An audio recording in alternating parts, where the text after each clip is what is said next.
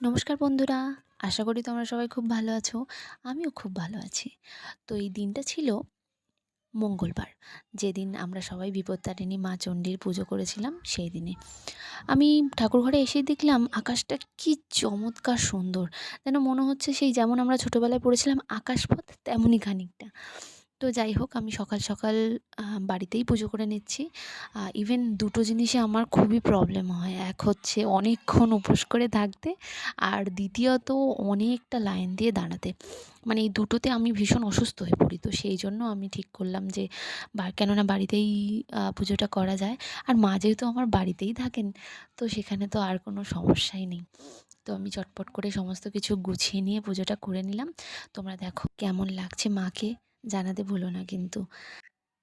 মঙ্গলময়ী মায়ের আশীর্বাদে সবার মঙ্গল হোক। মা তুমি সকলকে বিপদ থেকে রক্ষা করো।